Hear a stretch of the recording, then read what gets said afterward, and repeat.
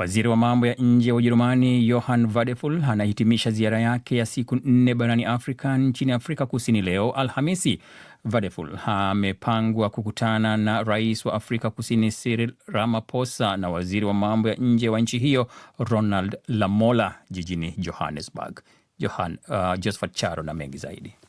Wadephul anatarajiwa kutoa hotuba katika taasisi ya masuala ya kimataifa ya Afrika Kusini katika chuo kikuu cha Witwatersrand, ambapo anatarajiwa kusisitiza kujitolea kwa pamoja kwa mbinu na mitazamo ya nchi mbalimbali ya jinsi ya kushughulikia changamoto za kimataifa.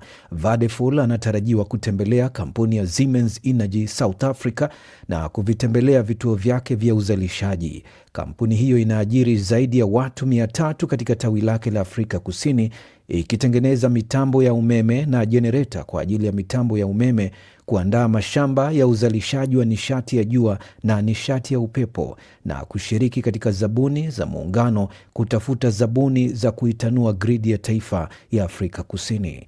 Wadephul yuko Afrika Kusini baada ya kukamilisha ziara ya siku 2 nchini Nigeria, ambako alihimiza makampuni ya Ujerumani kuwekeza licha ya changamoto za usalama, akisema taifa hilo lenye watu wengi zaidi barani Afrika linatoa fursa kubwa za kiuchumi ambazo itakuwa uzembe mkubwa kuzipuuza. Germany therefore remains committed to supporting security. Kwa hivyo, Ujerumani inabaki kujitolea kuunga mkono juhudi za kuimarisha usalama, utulivu, utoaji wa misaada ya kibinadamu na ushirikiano wa maendeleo. Mwaka huu tunatoa euro milioni 10 kuwasaidia watu kurejea katika jamii ambazo awali zilikuwa zikidhibitiwa na kundi linalojiita dola la Kiislamu IS au Boko Haram, na kuyajenga upya maisha yao. And rebuild their lives. Akizungumza baada ya mkutano wake na waziri wa mambo ya nje wa Nigeria Bianca Odumegu Ojukwu mjini Abuja, Wadephul alisema ana uhakika ushirikiano na mamlaka ya Nigeria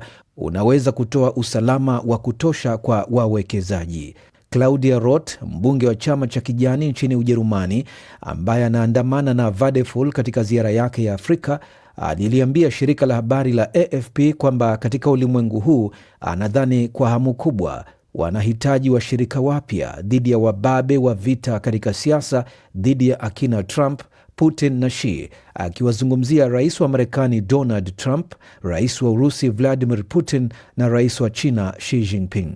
Akiwa Nigeria, Wadephul alikuwa amepangiwa kukutana na Omar Aliu Touray, rais wa Jumuiya ya Kiuchumi ya Mataifa ya Afrika Magharibi ECOWAS, lakini mkutano huo ulifutwa kwa sababu ya vikwazo vya muda.